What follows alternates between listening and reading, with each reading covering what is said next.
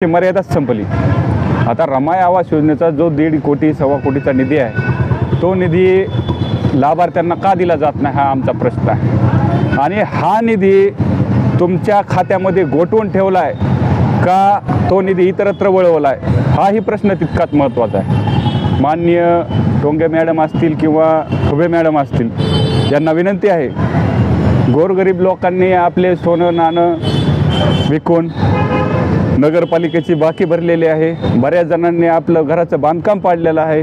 बरेच जण आपल्या आशेला लावून आपलं घर बनणार आहे, आपलं घर बांधलं जाणार आहे या आशेनं पुढे आलेले आहेत। आणि त्यानंतर बऱ्याच जणांनी 100, 150, 200 जणांनी रमाई आवास योजनेचे फॉर्मसुद्धा भरलेले आहेत। ही प्रक्रिया कुठं गोठवून ठेवली, हा माझा प्रश्न आहे। तर माझं नगर परिषद प्रशासन असेल किंवा जिल्हा प्रशासन असेल, यांना विनंती आहे, हा जो रमाई आवास योजनेचा निधी आहे, हा निधी नेमका चोरीला गेला आहे की काय झालं आहे, याचा तपास लावून संबंधित रमाई आवास योजनेचा निधी लाभार्थ्यांना जर आपण वेळेत पोहोचला नाही, या 8 दिवसाच्या आत जर पोहोच केला नाही आणि ती लोकांची बांधकामाला जर सुरुवात झाली नाही, तर आम्हाला नगरपालिकेच्या विरोधात आक्रमक भूमिका घ्यावी लागेल।